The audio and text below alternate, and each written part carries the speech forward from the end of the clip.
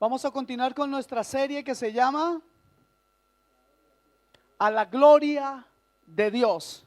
El tema tiene el nombre hoy de la gloria de Dios o su ira justa.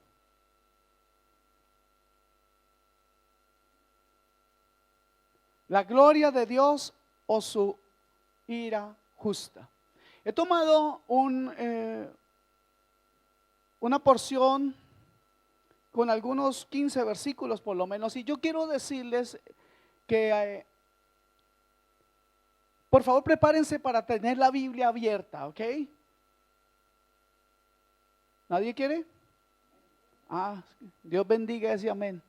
Ok, he tomado este versículo, estos versículos.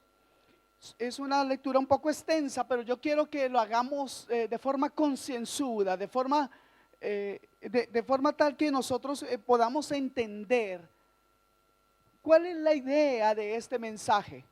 ¿Cuántos pueden levantar la mano y decirme que ya tienen sueño hoy? ¿Sería bueno que levante la mano derecha el que tenga sueño? En serio, levante la mano derecha el que tenga sueño, en serio. Ahora la izquierda. Y si lo repite hace unos 10 minutos va a estar despierto. Ya hace ejercicio. Hay que acostarse temprano, hermanos. Bueno, digo yo eso, yo duermo poco, pero gloria al Señor. Romanos, vamos a ir al libro de Romanos en el capítulo 1, versículo 28.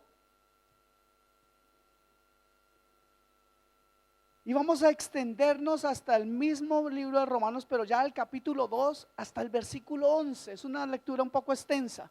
Espero que verdad estén dispuestos hoy. Vamos a alargarnos un poquito hoy. ¿Cuántos quieren que hoy tengamos un culto largo? ¿O cuántos quieren que acabe rápido para irse para el lago? Estaría bien que vayan al lago, pero no corran con esto. Dice la palabra del Señor en el nombre de nuestro Señor Jesucristo en Romanos capítulo 1, versículo 28, comienza diciendo: y como ellos no aprobaron tener en cuenta a Dios, Dios los entregó a una mente reprobada para hacer cosas que no convienen. Yo quiero hacer inmediatamente una pausa aquí en este versículo, que estudiando el significado de estas palabras en el griego original, esta frase, como ellos no aprobaron tener en cuenta a Dios, realmente significa que ellos, escuche esto, ellos están refiriéndose a aquellos que aborrecen a Dios. Ellos, escuche esto, descalificaron a Dios. Los hombres descalificaron a Dios a tal punto que pensaron que no valía la pena conocerle. Wow.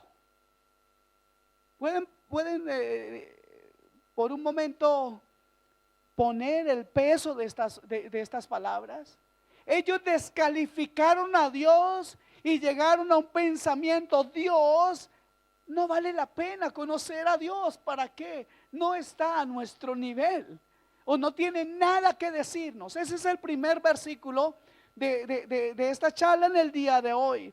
La consecuencia de eso fue que Dios los entregó a una mente reprobada para hacer cosas que no convienen. Y a partir de aquí, de todos estos versículos y estos versículos en adelante, encontraremos una serie de pecados que son consecuencia de tener desterrado a Dios de nuestras vidas.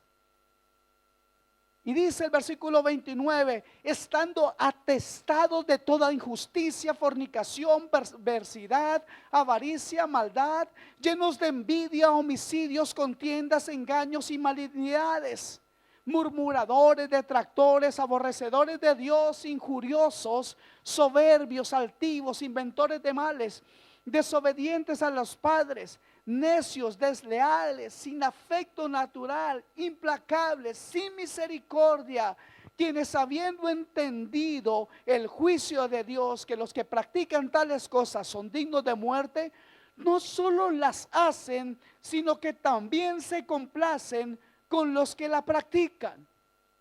Wow, todo esto consecuencia de desterrar a Dios de nuestras vidas.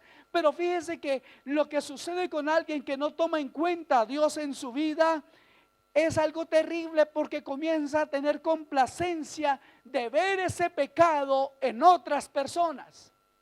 Eso es lo que dice el último versículo. Se complacen con los que practican tales cosas. En otras palabras, hacen un club al servicio del diablo. Pero el versículo 1 del capítulo 2 dice: por lo cual eres inexcusable, oh hombre, quien quiera que seas, tú que juzgas. Pues en lo que juzgas a otro, te condenas a ti mismo, porque tú que juzgas, haces lo mismo. Mas sabemos que el juicio de Dios contra los que practican tales cosas es según verdad. Eso significa basado en la verdad de Dios. Y piensas esto, oh hombre, tú que juzgas a los que tal hacen y haces lo mismo, que tú escaparás del juicio de Dios. O menosprecias, tome en cuenta este versículo 4 del capítulo 2, dice: o menosprecias la riqueza de su benignidad, paciencia y longanimidad, ignorando que su benignidad te guía al arrepentimiento. Menospreciar toda la benignidad de Dios, la paciencia y longanimidad. Si nos preguntamos qué significa esa palabra, es tener la capacidad de resistir un peso sobre nosotros continuamente. Y eso es lo que Dios ha hecho. Eso es lo que Dios ha hecho, y su palabra nos dice que Él no es que no quiera hacer justicia, sino que Él tiene paciencia, espera para que todos y cada uno de nosotros vengamos a un genuino arrepentimiento. Ahí se aplica la longanimidad de Dios. ¿Ok? Entonces, o menosprecias todo esto que es Dios y no te das cuenta. Esto no causa en ti algo maravilloso que debería ser ¿qué? Un genuino arrepentimiento. No tomas en cuenta todo el amor, la benignidad de Dios, y como ignoras de forma deliberada lo que Dios quiere hacer contigo, su paciencia y su amor, entonces no vienes al arrepentimiento. Y entonces versículo 5 continúa diciéndonos algo muy fuerte: pero por tu dureza y por tu corazón no arrepentido, atesoras para ti mismo ira para el día de la ira y la revelación de ¿qué? Del justo juicio de Dios. Atesorar significa acumular. Estás acumulando ira para el día del juicio de Dios, si es que no hay un corazón arrepentido de obras malas. Y entonces el versículo 6, el cual está refiriéndose a Dios, o sea, Dios pagará a cada uno conforme a sus obras. Vida eterna, versículo 7, a los que perseverando en bien hacer buscan gloria y honra e inmortalidad. Y el versículo 8, pero ira y enojo a los que son contenciosos y no obedecen a la verdad, sino que obedecen a la justicia. Tribulación, dice versículo 9, y angustia sobre todo ser humano que hace lo malo, el judío primeramente y también el griego.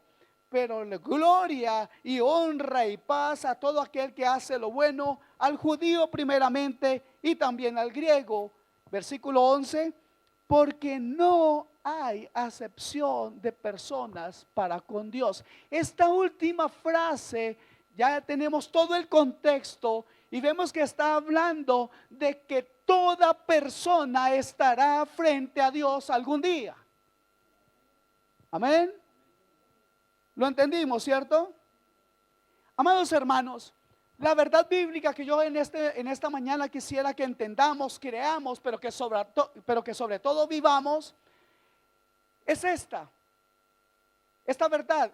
Piensen en esto: lo que anhelo como centro de este mensaje es lo siguiente: que usted pueda entender, creer y vivir algo muy importante, y es esto, que se acerca el tiempo, en que toda persona responsable, basándose en sus acciones y actitudes, se encontrará con el juicio final de Dios, ya sea para vida eterna o para ira y enojo del mismo Dios.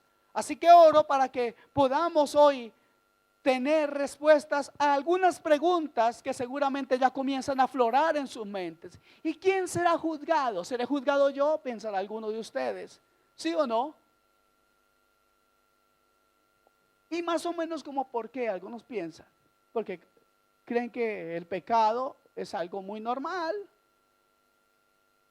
Porque se ha hecho normal en muchas vidas. Y entonces, bueno, ¿y yo por qué? ¿Será que no? Es que, ¿cómo así? ¿Es que Dios no me quiere a mí? No, veremos que no quedan muchas alternativas, incluso veremos las alternativas que hay para los tiempos finales. Y usted pensará, bueno, tiene de alguna manera alguna ganancia, o por qué tendríamos que hablar acerca del juicio. Si yo lo que entiendo, yo no quiero hablar de juicio, yo lo que quiero hablar es del amor de Dios. Algunos piensan así. Yo no quiero que me prediquen acerca de condenación y juicio. Yo quiero que me hablen solamente que Dios es bueno. ¿Cuántos piensan así? Ok. Algunos ya están diciendo, si yo hubiera sabido no vengo. O no acepto esta invitación. Otros pensarán, me dañaron el día, yo con lo bueno que estaba pasando, hombre. Algunos piensan, esto de predicar del juicio no hace como que opacar el amor de Dios. Así que quiero decirles por qué quiero tocar este tema del juicio de Dios, porque yo quiero cumplir con mi responsabilidad delante de Dios como pastor de esta iglesia, de predicar en la mayor posibilidad, o a la más grande o mínima oportunidad, todo el consejo de Dios. No podemos quedarnos con un solo tema. Esta palabra maravillosa tiene el poder para cambiar las almas y tiene el poder para ayudarnos en cada una de las áreas de nuestra vida. Amén. Entonces, fíjese que el mismo Señor Jesús dio claras directrices de cómo actuar cuando el mensaje es rechazado. Yo cumplo con mi responsabilidad de predicar esta palabra, y espero que usted tenga la humildad para recibir la palabra de parte de Dios. Amén. Ok. Jesús dijo, refiriéndose a su mensaje, dice lo siguiente en Mateo 10, 14 y 15, dice: y si alguno no recibe ni oyere vuestras palabras, salid de aquella casa o ciudad y sacudid el polvo de vuestros pies. De cierto os digo que en el día del juicio será más tolerable el castigo para la tierra de Sodoma y de Gomorra que para aquella ciudad. Amén. La palabra de Dios también nos dice, Pablo en Hechos 17, versículo 31, hablando en Grecia, en el Areópago, dijo algo que a los griegos les estremeció de alguna manera. Él dijo: Dios ha establecido un día en el cual juzgará al mundo con justicia por aquel varón a quien designó, dando fe a todos con haberle levantado de entre los muertos, ahí refiriéndose a Jesús. Y también la palabra del Señor nos dice en Hebreos 9:27, que de la misma manera que está establecido, dice, y de la manera que está establecido para los hombres que mueran una sola vez, y después de esto, el juicio. También dice la palabra, y esto ya en Hebreos 10, 26 y 27, dice que si pecáramos voluntariamente, después de haber recibido el conocimiento de la verdad, ya no queda más sacrificio por los pecados, sino una horrenda expectación de juicio y de hervor de fuego que ha de devorar a los adversarios. ¿A cuáles adversarios? A los adversarios de Dios, a los que se levantan contra el conocimiento de Dios, los que se oponen a Dios. Entonces, después de leer todos estos versículos, buenos días. Después de leer todos estos versículos, yo no veo la manera en que como pastor de esta congregación negarme a hablar de este tema que es tan claro en las escrituras, y yo tengo necesidad de tener mi conciencia limpia, de hablarles a ustedes lo que Dios quiere hacer o hará conforme a lo que Él ha ya predispuesto, y que usted y yo sabemos. Y si usted no sabía que un día comparecerá ante el Señor, qué bueno que hoy es una noticia para usted. Espero que cause algún efecto en su corazón. Amén. Otra de las razones por las que yo quiero predicar este tema es que algunas personas no reciben de Cristo algo tan efectivo que los haga dar un giro después de que escuchan la palabra, sino que algunos simplemente se quedarán con un temor a las consecuencias del infierno. Y déjeme decirle algo, yo muchas veces he dicho que nosotros no debemos creer en el Señor basados en un temor por las consecuencias del infierno. Y me reafirmo en esto, pero quiero añadir algo. Si esto fuera el único medio por el cual alguien llegue a conocer a Dios o comience un proceso en su vida, gloria a Dios por ese temor al infierno que algunos puedan tener. Yo quisiera que entendamos que hay mejores formas para zafarse de la esclavitud del pecado que tener temor al infierno. Pero si esta es la única, pues sea gloria a Dios en esta mañana. Amén. Porque mire, voy a poner un ejemplo. Hay mejores razones para un niño o para que un niño obedezca a su padre que el temor a una nalgada, ¿cierto que sí?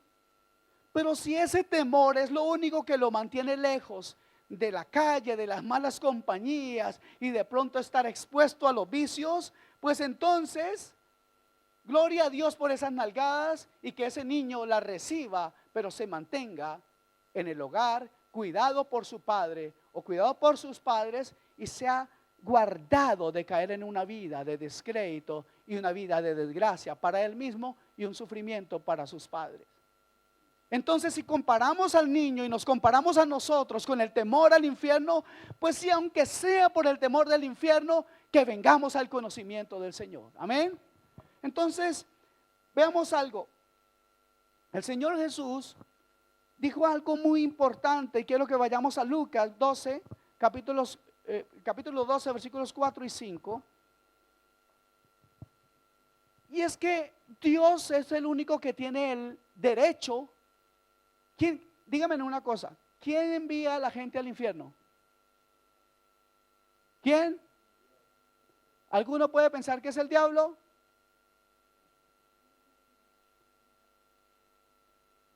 Amén. Mire, ninguno uno mismo, pueden cuidado, uno recibe las consecuencias. Vamos a leer Lucas 12, 4 y 5. Dice, no temáis a los que matan el cuerpo y después nada más pueden hacer. ¿Cierto? Pero os enseñaré a quién debéis de temer, dijo el Señor. Temed a aquel que después de haber quitado la vida, tiene poder de echar en el infierno. Si os digo, sí, os digo a este temed. Temed a Dios por las consecuencias de la desobediencia, es lo que está diciendo la palabra. Amén.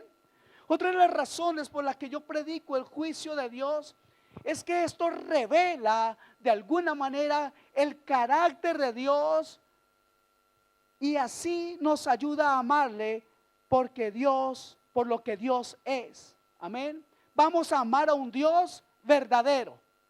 ¿Cierto que sí?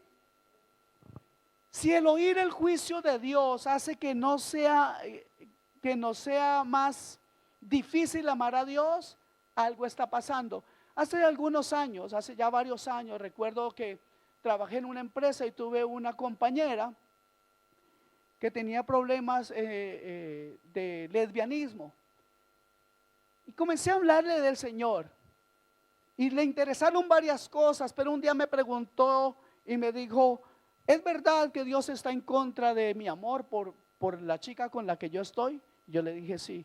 ¿Sabe qué me dijo? Entonces su Dios no me interesa. Y esto es algo muy importante. ¿Por qué? Porque si ese Dios que ella quería tener no es el Dios de la Biblia, entonces tenía un Dios totalmente imaginario. Déjeme decirle que no se necesita ser homosexual para tener un Dios imaginario. Algunas veces nosotros tenemos un Dios que nos hemos inventado, un Dios que no nos reprende en lo que a nosotros nos gusta. ¿Ok? Entonces, probablemente el Dios que amamos es un producto de nuestra imaginación y no el real y verdadero Dios. Si vamos a amar al Dios verdadero, debemos conocer al Dios verdadero. Y quiero decirles que algo anda mal con nuestra fe si no podemos cantar alabanzas a Dios, no solo como nuestro Padre amoroso, sino también como el justo juez de toda la tierra. Si no podemos alabar a Dios como el Dios.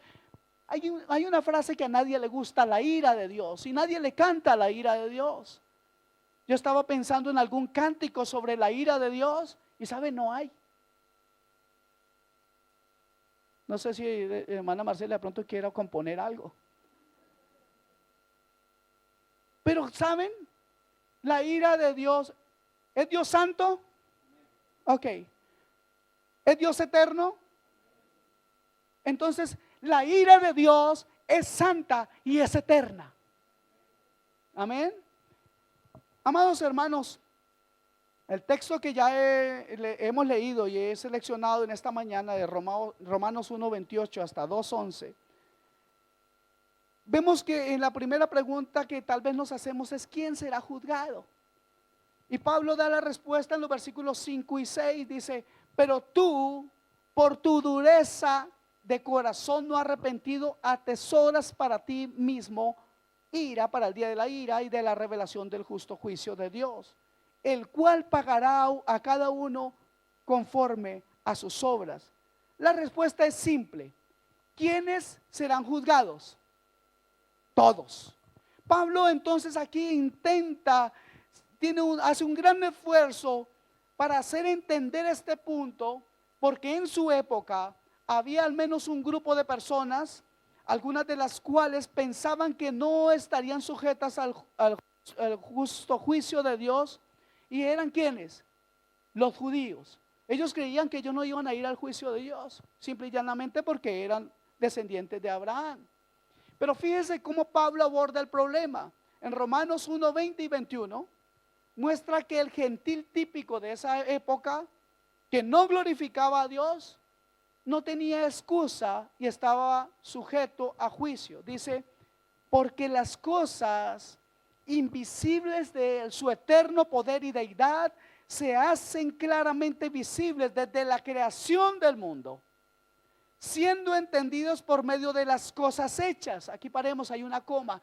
El que no cree en Dios no puede negar a Dios, porque la naturaleza misma, porque la creación misma le muestra una gran maravilla, un diseño totalmente incomprensible, pero que nos habla de un gran diseñador. Amén. Entonces no tiene excusa ningún hombre. Ningún hombre tiene excusa al pasar frente a un árbol, me gusta a mí decir. Porque ¿qué explicación tiene el hombre para la creación de ese árbol? ¿Qué explicación tiene un hombre para cuando ve lo hermoso, lo colorido, lo maravilloso del vuelo de un ave como el colibrí? También son cosas que he dicho antes. Pero entonces a eso se refiere aquí la palabra. Siendo entendidas por medio de las cosas hechas, de modo que no tienen excusas. Y aquí dice el versículo 21, pues habiendo conocido a Dios, no le glorificaron como a Dios, ni le dieron gracias. En otras palabras, a pesar de que hay suficiente conocimiento que muestra que Dios es digno de honor y gratitud, las personas todavía no le honran ni le agradecen. sin excusa alguna, estas personas están destinadas a la ira de Dios. Luego, en la última parte del primer capítulo, Pablo escribe la clase de cosas que cae una persona que no reconoce a Dios, y ya lo leímos en los versículos 28 al 32, ¿cierto que ya lo leímos? Ok, nos quedamos en el primer versículo viendo que ellos descalificaron a Dios. Y eso fue algo que a mí realmente me impactó un poco. Porque un hombre descalificando a Dios es algo muy fuerte. Sin embargo, vemos que hay una cantidad de pecados como consecuencia de eso. Y Pablo está viendo en la sociedad de su tiempo que en medio de ese pueblo gentil de su época había mucha ignorancia de la palabra de Dios. Ellos no tenían lo que tenían los judíos. ¿Y qué tenían los judíos? La ley. Y conocían más de Dios. Tenían a Moisés y los profetas. Ahora, hay algo que es muy interesante. Ellos miraban a los gentiles, los judíos, fariseos y todos ellos miraban a los gentiles, o sea, a los que no eran judíos, como personas de menos clase. Y aquí hay algo terrible, hermanos, que tiene que ver con nosotros. Hoy algunos piensan que viniendo a la iglesia ya son de mejor clase que el mundo. Y de alguna manera que aprovechen el tiempo en la iglesia y no en el mundo es algo bueno. Pero eso solamente los hace mejores ciudadanos. No es por el hecho de que usted viene a la iglesia que usted está llamado a ser parte del reino de Dios. No se trata de un nombre y una membresía. Se trata de vivir una vida en obediencia a la palabra santa de Dios. Amén. Entonces, sin embargo, escuche esto. El apóstol no solamente habla aquí a los gentiles que carecen de excusa y están sujetos a juicio, sino también a los judíos. Y ese es el punto del capítulo 2, versículos 1 al 3. Porque quiero hacer un paralelo también con nosotros en este caso. Y es que en nuestro caso, no solamente los mundanos son los que no tienen excusa. ¿Cierto? En ese tiempo eran los griegos, los gentiles. Y se decía que no tenían excusa porque tenían la creación. Ahora, no solamente son los del mundo los que no tienen excusa, sino tampoco nosotros los que nos llamamos cristianos. ¿Saben por qué? Mire lo que la palabra del Señor dice. Versículos 1 al 3 del capítulo 2. Por lo cual eres inexcusable, oh hombre, quien quiera que seas tú que juzgas. Pues en lo que juzgas a otro te condenas a ti mismo, porque tú que juzgas haces lo mismo. Mas sabemos que el juicio de Dios contra los que practican tales cosas es según verdad. Y mire lo que dice el versículo 3 del capítulo 2. Y piensas esto, oh hombre, tú que juzgas a los que tales hacen y hace lo mismo, que tú escaparás del juicio de Dios. Esa es la parte que le corresponde a la iglesia. Eso es precisamente lo que algunos en Israel suponían, que los judíos no tenían ningún juicio. Y aquí comparemos a los judíos con los que estamos en la iglesia. Pensamos que no tenemos ningún juicio porque ya venimos a la iglesia. Y lo repito esto, hermanos, en la iglesia hoy, ¿cuántos de que están aquí en la iglesia creen que merecen más que el mundo? ¿Y por qué? ¿Cuántos creen que merecen mucho más que el mundo? ¿Sabe cuántos puede? El que tiene la seguridad en Cristo actúa conforme esta seguridad. Me explico. Si en su corazón hay una seguridad en Cristo, usted definitivamente tiene el derecho a desear o anhelar mejores cosas que las que el mundo tiene o merece. Pero la pregunta es esta, hermanos. La pregunta es esta: ¿cómo está nuestra vida delante de Dios? Juan el Bautista hizo una aseveración terrible. Hizo algo que es una frase muy fuerte. Fíjese, vamos a ir un momento ahí, por favor.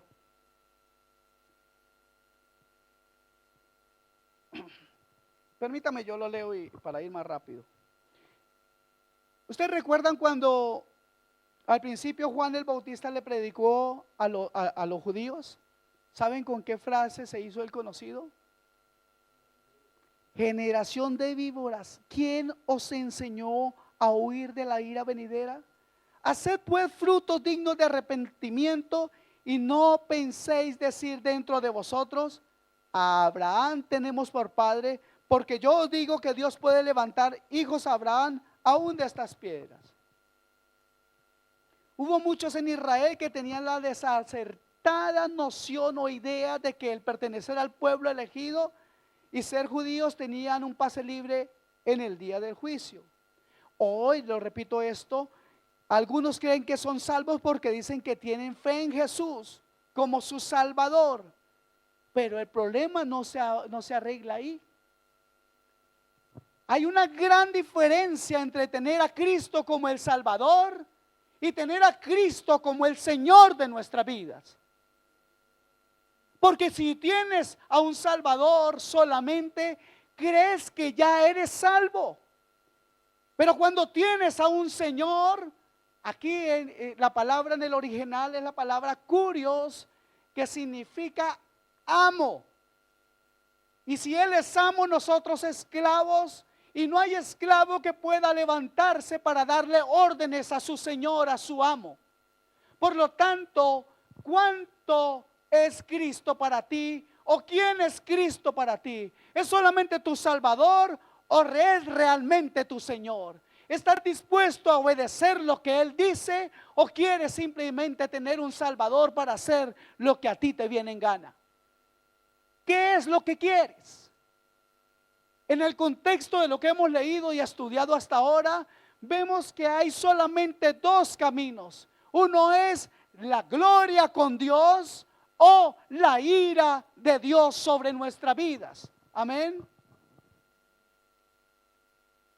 La pregunta ahora es: si nos encontráramos o de pronto llegara Juan el Bautista aquí,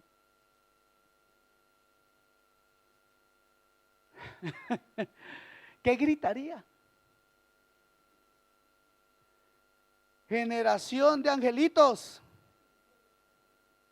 o generación de víboras? ¿Quién les ha dicho que pueden escapar del juicio simple y llanamente por hacerse el cristianito los domingos?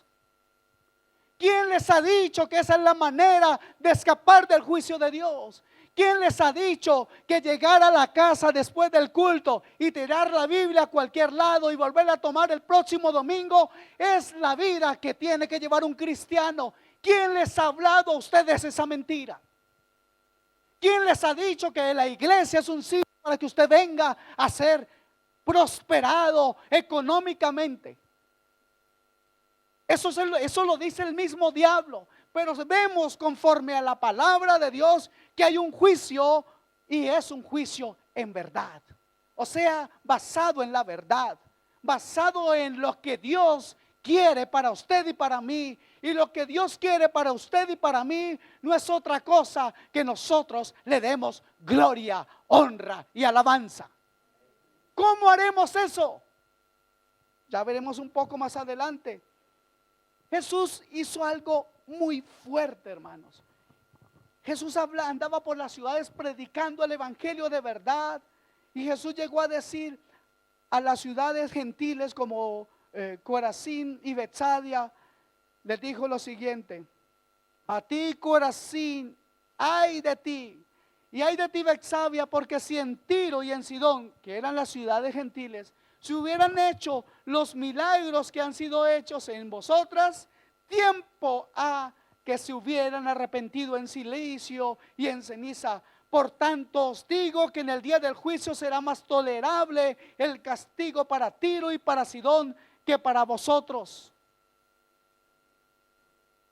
¿Y esto qué nos dice a nosotros? ¿Cómo podemos aplicar esta palabra a lo que nosotros estamos viendo?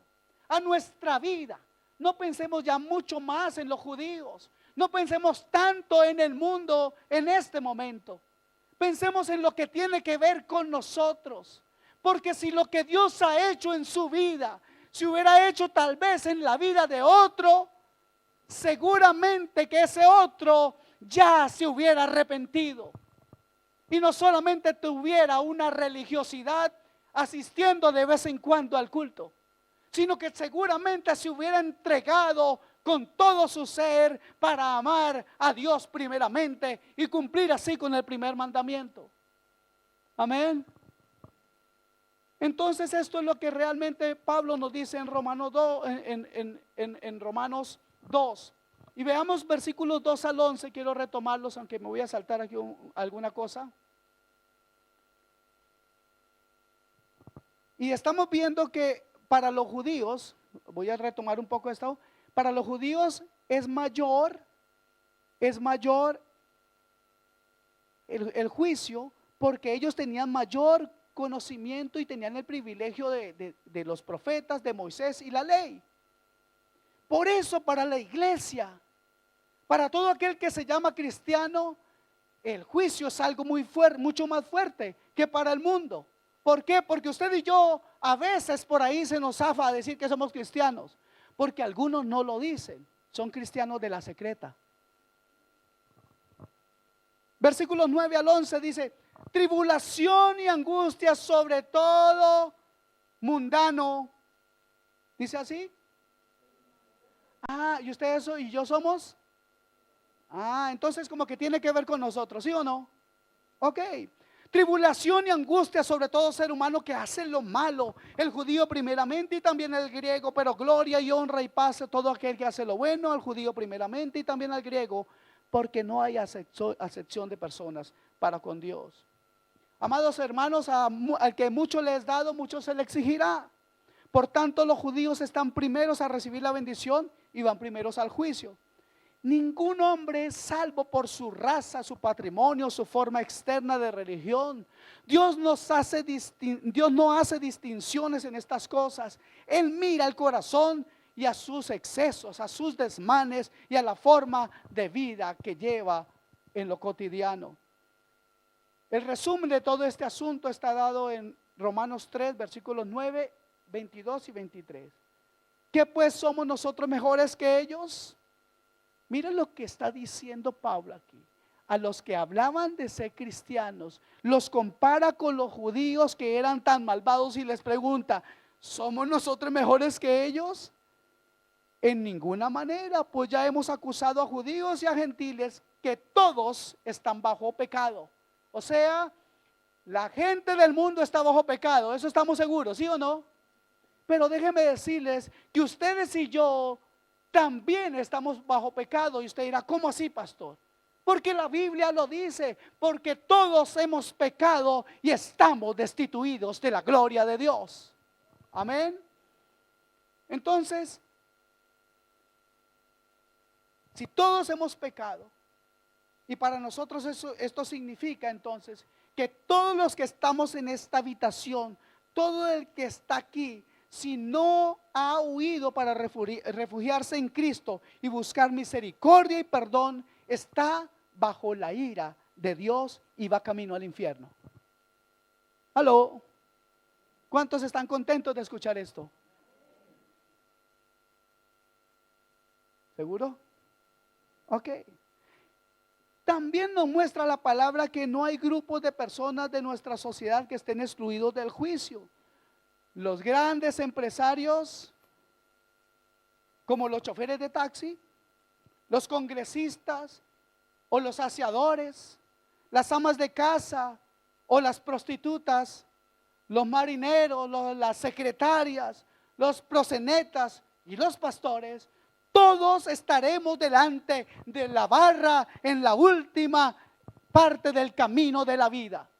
Todos sin excepción.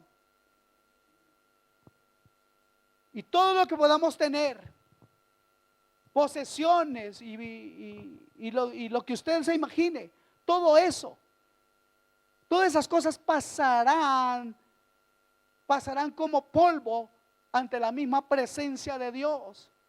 Todo lo que nuestras almas hayan dado por grande, sea la belleza de la mujer o el machismo orgulloso del hombre.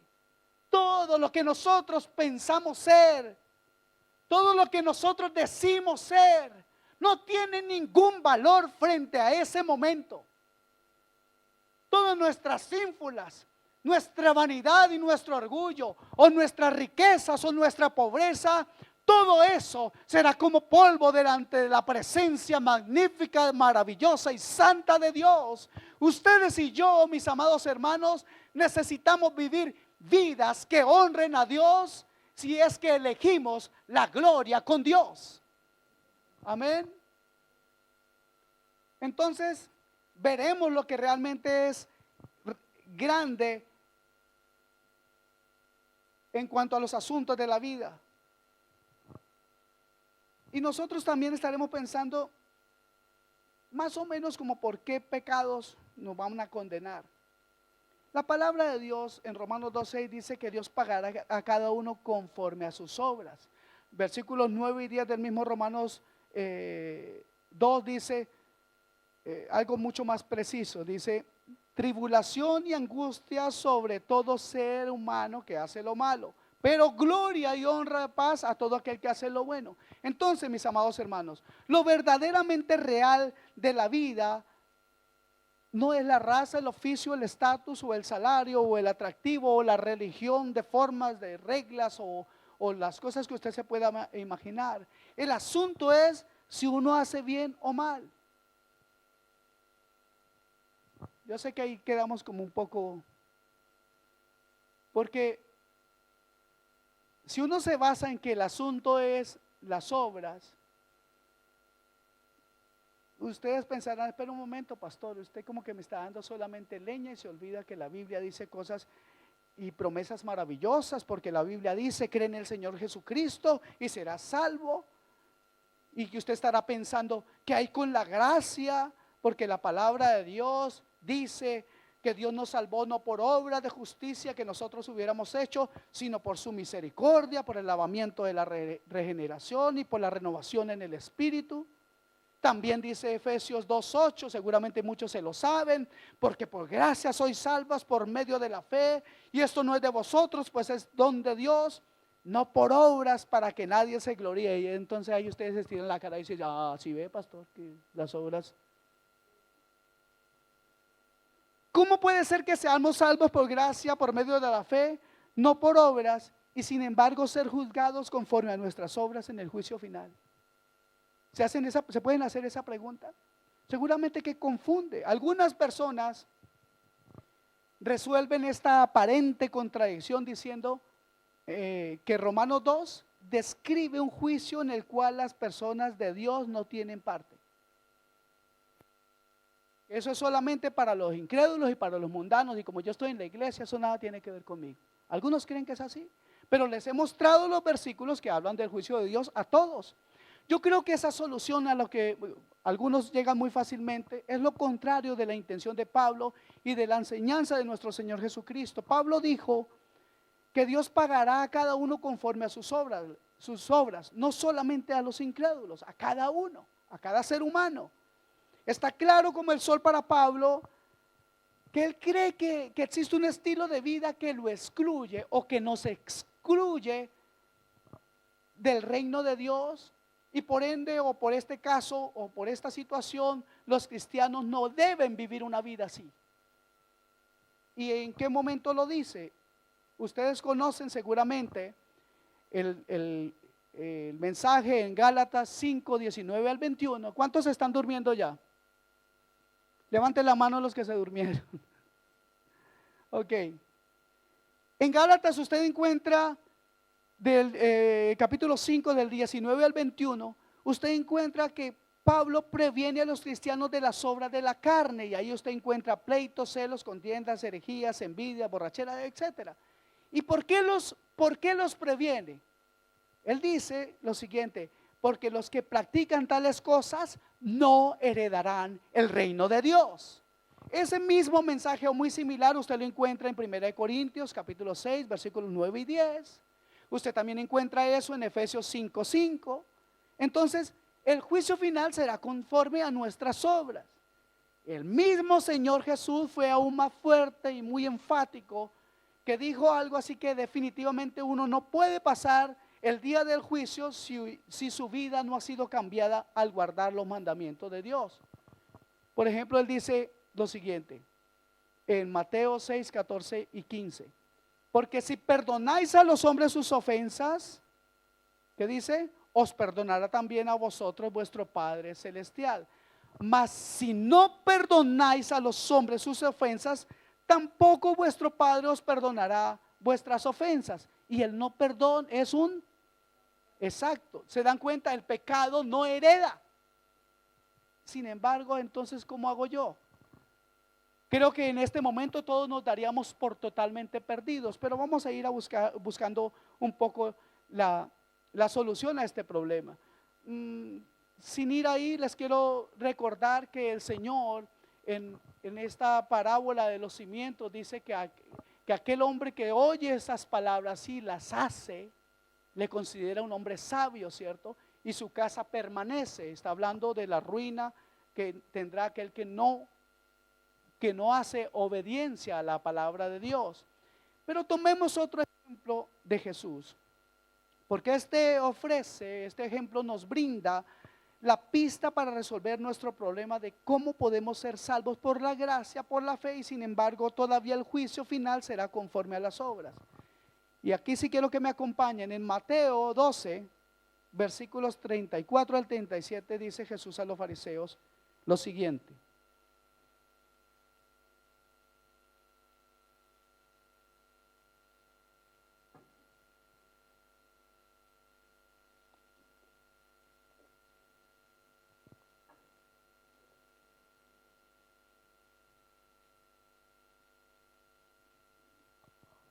aquí también habla de generación de víboras.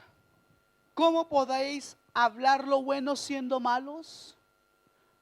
Porque de la abundancia del corazón habla la boca. Esto es clave para entender por qué nosotros seremos juzgados también por las obras. Pero escuche esto: el hombre bueno del buen tesoro del corazón saca cosas, y el hombre malo del mal tesoro saca cosas malas.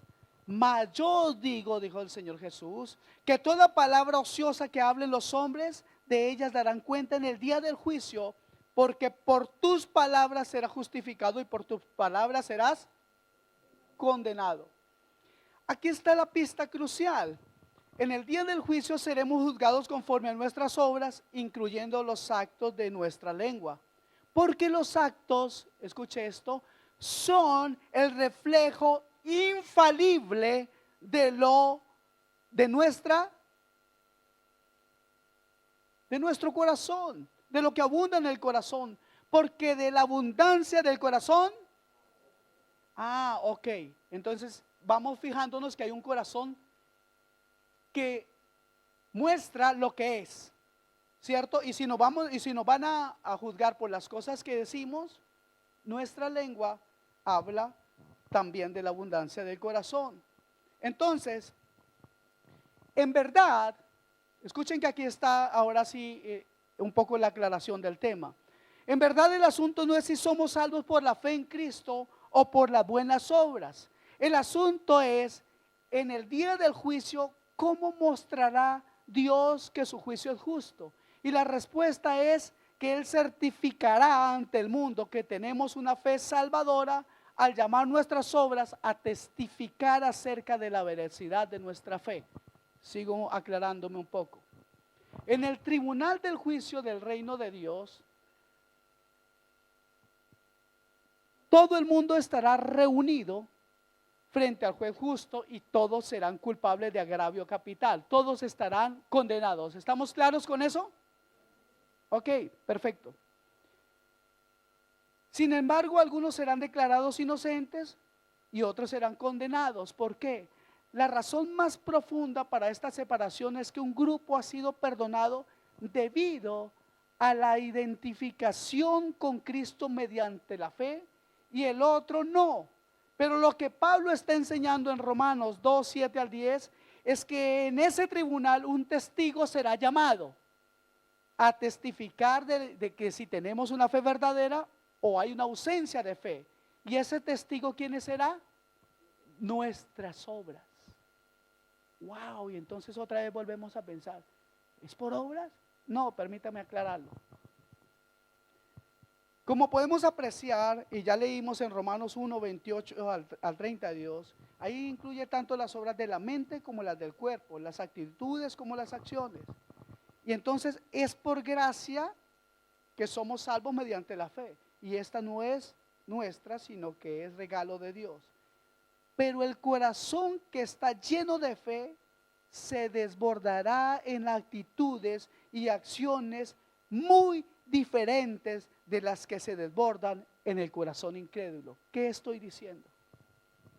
Estoy diciendo que usted vive conforme a su corazón.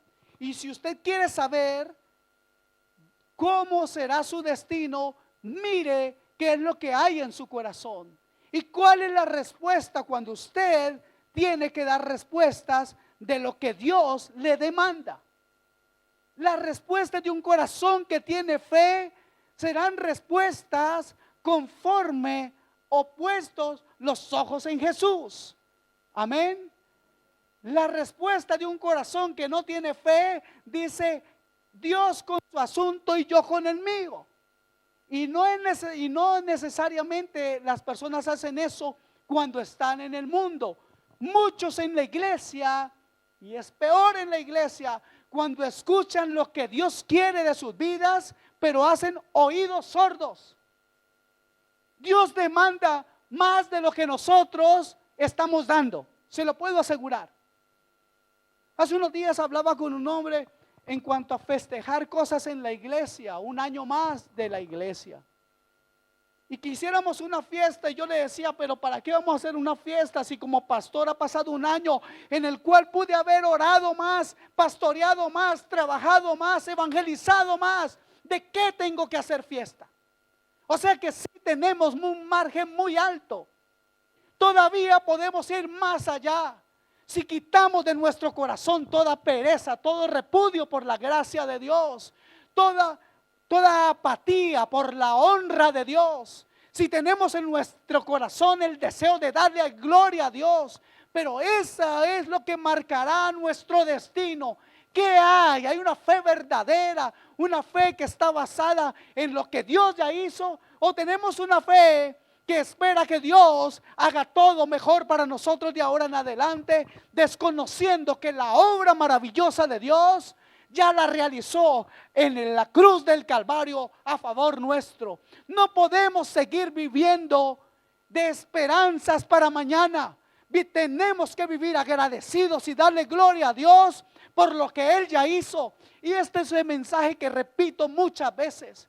No podemos ser cristianos de emociones. Tenemos que ser cristianos dedicados y agradecidos por lo que Él ha hecho por nosotros. Amén. Entonces, el corazón que tiene a Cristo se desbordará en buenas acciones.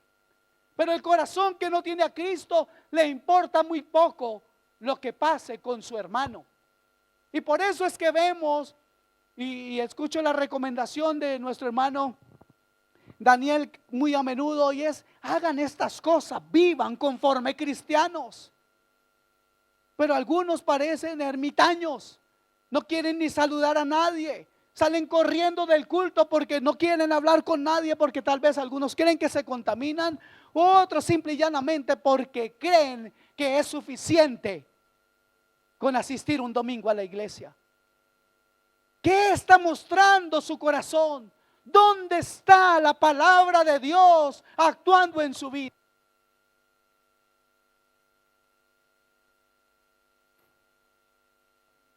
podemos criticar muy fácilmente al mundo, pero ya hemos visto que tenemos mayor condenación nosotros, los que hablamos de una fe. Amados hermanos, debemos entender que este juicio conforme a nuestras obras no quiere decir que nos ganamos nuestra salvación. Nuestras obras no ganan, ellas exhiben nuestra salvación. Nuestras obras no son el mérito de nuestra justicia, sino la señal de nuestra vida en Cristo. Nuestras obras no son suficientes para hacernos merecedores del favor de Dios, pero demuestran nuestra fe. Por favor, mantengan esta distinción, esta diferencia muy clara, manténgala en su mente respecto a nuestras actitudes y a nuestras acciones. Ellas no ganan, ellas exhiben. Ellas no ameritan, ellas señalan. Ellas no nos hacen merecedores, ellas demuestran. Y por tanto Dios pagará a cada uno conforme a sus obras, incluyendo a los cristianos. Y luego nos decimos entonces, ¿cuál alternativa me queda? No hay muchas, son dos nada más. Pablo responde a esa pregunta en los versículos 7 y 8, dice: vida eterna a los que perseverando en bien hacer buscan gloria y honra e inmortalidad, pero ira y enojo a los que son contenciosos y no obedecen a la verdad, sino que obedecen a la injusticia. Vida eterna o ira y enojo de Dios. Estas son las dos alternativas. Amados hermanos, el infierno es una realidad más espantosa o la más espantosa que podamos imaginar. Ningún horror o sufrimiento en la historia puede ser comparado con lo que Juan llama el lago de fuego, y donde Jesús dice que el gusano de ellos nunca muere y el fuego nunca se apaga. Amados hermanos, hemos desobedecido a un Dios infinito. Hemos agraviado a un Dios eterno. Hemos desconfiado y desobedecido a un Dios santo. Por tanto, la consecuencia de todo esto será un castigo eterno, un castigo infinito por no buscar la santidad de Dios. Pero hermanos, si el infierno es algo terrible, también la presencia o la vida eterna con Dios nos muestra algo maravilloso en su promesa de que nosotros estaremos allí donde Él está. Y si alguna vez usted en su vida ha tenido un estallido de alegría tan grande que usted siente que está a reventar de tanta felicidad, pues multiplique eso por 1,000,000 y piense que eso crecerá día a día en la eternidad. Y eso de alguna manera le dará la noción de lo majestuoso, lo hermoso, lo santo, lo divino y lo sublime que será una vida eterna con Dios. Amén. Quiero concluir ya con un resumen un poco de todo lo que he dicho, y sé que he dicho mucho hoy. Y digo para terminar lo siguiente: todas las personas sin excepción pasarán por el juicio final de Dios. El juicio será conforme a las actitudes y acciones que son una señal segura de la autenticidad o de la ausencia de una fe en Cristo. Las alternativas en el camino llevan hacia la vida eterna o hacia la ira y el enojo de Dios. Quiero decirle, hermano y amigo que está aquí presente, si todavía no lo ha hecho, decídase por la vida. Porque ¿por qué perecer? Confía en Cristo y haga la voluntad de Cristo. Y para los que ya aman a Cristo, deleítense en el más grande y glorioso, en la más grande y gloriosa esperanza que puedan imaginar. Y todo lo que ustedes hagan, háganlo por fe. Háganlo por fe en la obra que ya está hecha. Permita que eso invada su ser. Permita que la palabra de Dios entre en su ser. Yo le pido en el nombre del Señor, no endurezca su corazón. Yo le pido en el nombre del Señor Jesucristo, por amor de su alma, no endurezca su corazón, ríndase hoy y permita que la palabra lo lleve a actuar de forma que le dé honra a Dios de forma santa, de forma cristiana. Amén. Necesitamos eso. ¿Qué les parece si hoy oramos por esta necesidad? ¿Cuántos creen que tienen una necesidad por un cambio en su vida?